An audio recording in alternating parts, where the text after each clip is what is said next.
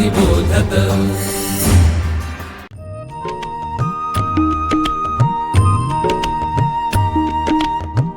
विवेकी अक्षर विवेकी लेखन सुश्राव्य वाचन श्रवणार्थ चरित्रे संस्कारी धीरवीर गाथा रम्य बालकथा अनुभवा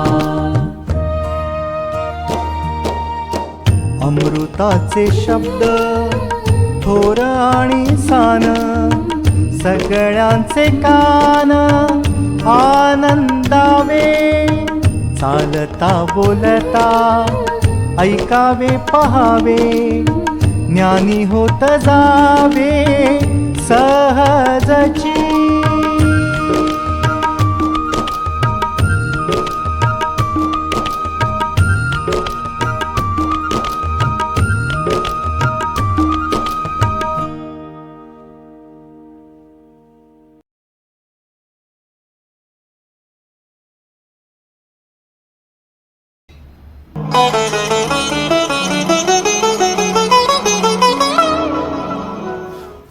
नमस्कार.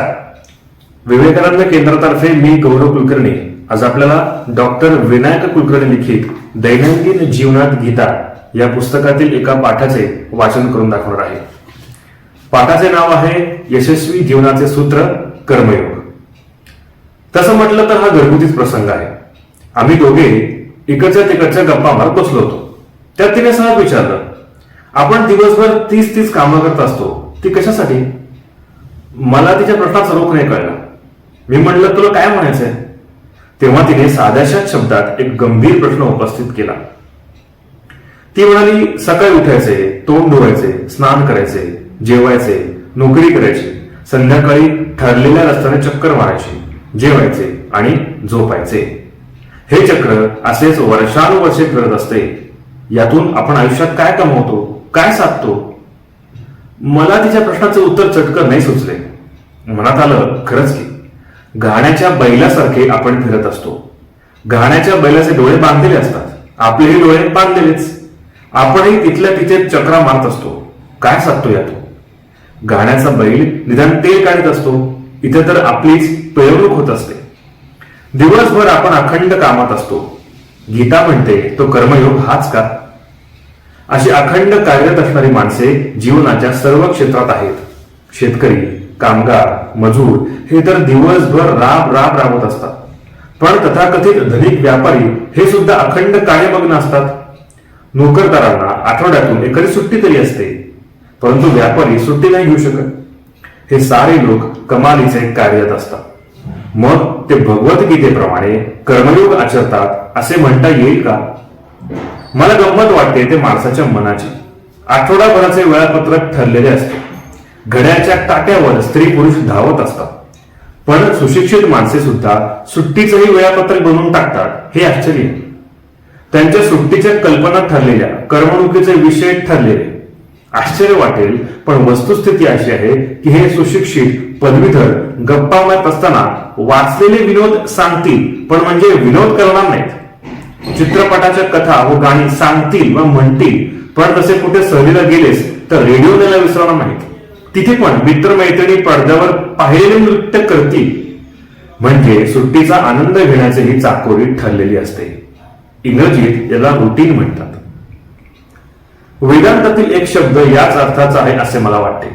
वेदांत म्हणतो हे भवचक्र आहे आणि यातून सुटायला हवे. पण आपण सुटू शकतो का? या भवचक्रातून आपण तसे सुटू नाही शकत.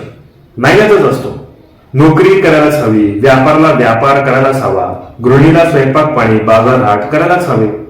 अशा स्थितीत अखंड भवचक्रात आपण अगतिकतेने फिरत राहतो. आश्चर्य असे की एका बाजूने वेदांत सांगतो भवचक्रातून सुटका करून घेतली पाहिजे, व दुसऱ्या बाजूने गीता सांगते की कर्म कोणाला टाकता येऊ शकत नाही. मग करायचे काय? गीतेने यावर एक महत्वाची जीवनदृष्टी दिली आहे. गीता म्हणते कर्मावर तुझा अधिकार आहे, पण फळावर मात्र तुझा अधिकार नाही. याचा अर्थ नीट ध्यानात घ्या. अधिकार आहे याचा अर्थ ती गोष्ट स्वाधीन आहे. कर्म करणे न करणे अगर विपरीत कर्म करणे हे सारे आपल्या अधिकार क्षेत्रात येते. मी शेतात गहू पेरू शकतो, कारली पेरू शकतो, आता काहीच नाही पेरायचे असा निर्णय पण घेऊ शकतो, कारण कर्मावर माझा अधिकार आहेच. मी महाविद्यालयात कुठली ज्ञानशाखा निवडायची हे ठरवू शकतो. सकाळी केव्हा उठायचे, कुठे फिरायला जायचे, या सर्व गोष्टी माझ्या स्वाधीन आहेत. म्हणून तर गीता म्हणते की कर्मावर तुझा अधिकार आहे, तू काय वाटेल ते ठरवू शकतोस. या बाबतीत तू स्वतंत्र आहेस हे ध्यानात ठेव. याच विचाराचा उत्तरार्धही ध्यानात ठेवायला हवा. फळावर मात्र तुझा अधिकार चालणार नाही. आता त्या कर्माचे फळ तुला स्वीकारावेच लागेल. ते तू आता ठरवू शकत नाहीस. कारली पेरलीस, आता गव्हाचे पीक घ्यावे म्हणून प्रार्थना करण्यात काही अर्थ नाहीये. महाविद्यालयात तू व्यापार क्षेत्र निवडलेस, तेथे तू अधिकार चालवलास, त्याचे फळ तुला अटळतेने स्वीकारावे लागेल. आता मला मोठे रुग्णालय काढायचे या म्हणण्यात काहीच अर्थ नाहीये. कर्म आणि कर्मफल ही दोन स्वतंत्र नसतातच. कर्मबीजाची विकासाची शेवटची अवस्था म्हणजे फलनिष्पत्ती होय. म्हणून गीता सांगते, जेथे तुला स्वातंत्र्य दिले आहे तेथेच तू ते वापर, नंतर फळाची निवड करता येणार नाही. शिळे बटाटे वडे खाल्लेस ना, आता पोट दुखणे अपरिहार्य आहे. यासाठी भगवद्गीता म्हणते, आपला स्वभाव आणि आपला स्वधर्म हा ध्यानी घेऊनच कर्माची निवड करायला हवी. आपल्या आवडीचे काम असले तर ते काम आपल्याला आनंददायक होतेच, मग ते काम टाकावायचं नाही वाटत, ते कंटाळवाणेही होत नाही. म्हणून शक्यतो आपला व्यवसाय आपल्या आंतरिक स्वभावाला धरून निवडावा. पुष्कळांना हे शक्य असतेही, पण समजत नाही, कारण त्यांचा स्वाध्याय कमी पडतो. स्वाध्याय म्हणजे केवळ अभ्यास नव्हे, तर सोहळचे अध्ययन. आपल्या मनात डोकावून आपल्या आवडीनिवडी, आपली बौद्धिक आणि शारीरिक क्षमता आणि आपली नैसर्गिक शक्ती आणि तिच्या मर्यादा ध्यानी घेणे म्हणजे स्वाध्याय. अर्जुन स्वभावतःच शास्त्रवृत्तीचा होता. भिक्षा मागणे त्याच्या स्वभावातच नव्हते. म्हणून मी भिक्षा मागेन या म्हणण्याने त्याच्या कर्माची निवड चुकत होती. ही गोष्ट रोजच्या दैनंदिन जीवनातही ध्यानात येऊ शकते. एखादी नर्तिका नृत्याचा वर्ग चालवते, तेव्हा तिचा आनंदाचा विषय व व्यवसाय ही एकरूप झालेले असतात. जर कलेची आवड असेल तर कला अध्यापन हा आनंदाचा व्यवसाय होऊ शकेल. हे कलेच्या बाबतीत शक्य आहे असे मात्र नाही. काहींना अध्यापन मनापासून आवडते, काही मुलींना मनापासून सेवा शुश्रूषा आवडते, त्या उत्कृष्ट परिचारिका होऊ शकतात. काही स्वभावताच कमालीचे धाडसी असतात, ते आंतरराष्ट्रीय क्रीडा स्पर्धेत भाग घेऊ शकतात, वैमानिक सैनिक अशा क्षेत्रात नाव कमावू शकतात. म्हणून गीतेचे सांगणे आहे, कर्मावर तुझा अधिकार चालतो, तेथेच तू बजाव. तू तुझ्या स्वभावाविरुद्ध कर्माची निवड करशील तर तुला पश्चाताप होईल. परधर्म भयावह असतो असे गीतेचे याचसाठी सांगणे आहे.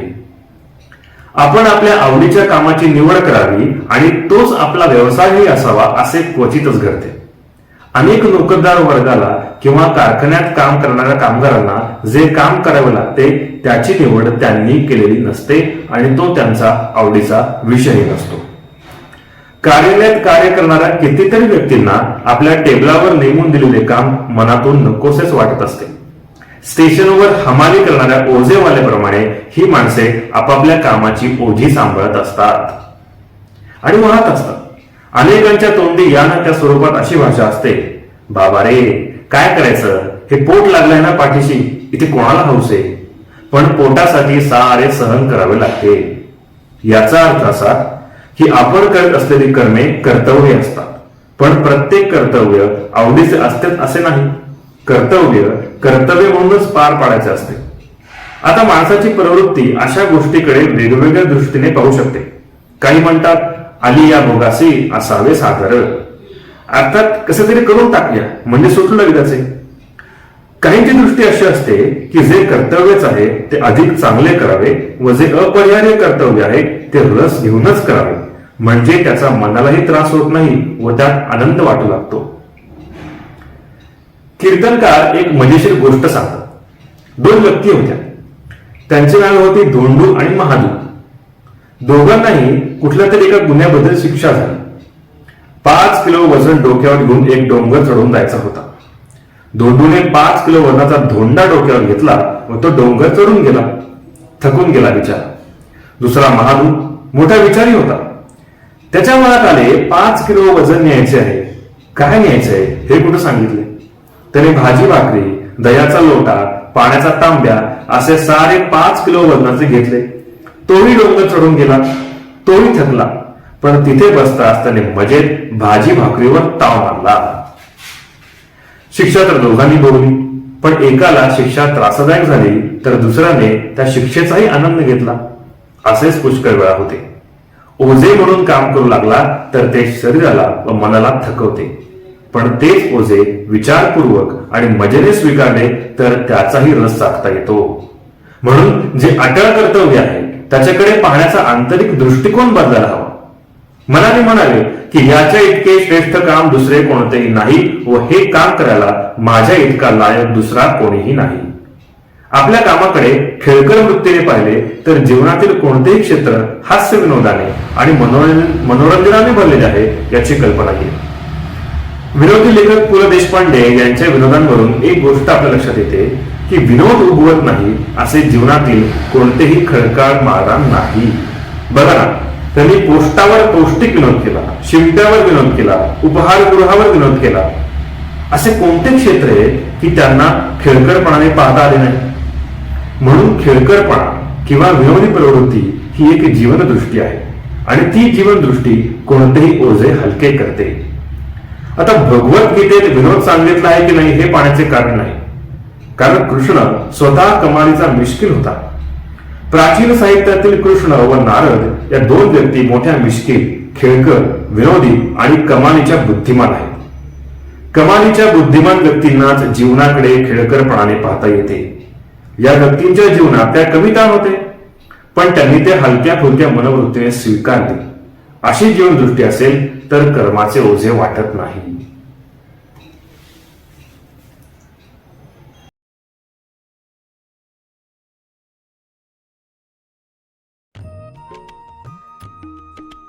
विवेकानंद केंद्र मराठी प्रकाशन विभाग म्हणजेच MPRV गेली 35 वर्षे संस्कारक्षम आणि राष्ट्र जागरणपर पुस्तकांच्या प्रकाशन व्यवसायात. 135 हून अधिक पुस्तके, 10 लाखांहून अधिक प्रतींची एकूण विक्री, कार्यकर्त्यांना उपयोगी पडेल अशा माहितीची विवेकशलाका आणि केंद्राच्या देशभरातील कार्याचा परिचय करून देणारी कार्यदर्शिका. संपर्क अश्विनी हाईट्स, पहिला मजला, ग्राहक पेठेजवळ, टिळक रोड, पुणे 30. संपर्क क्रमांक 9881061686.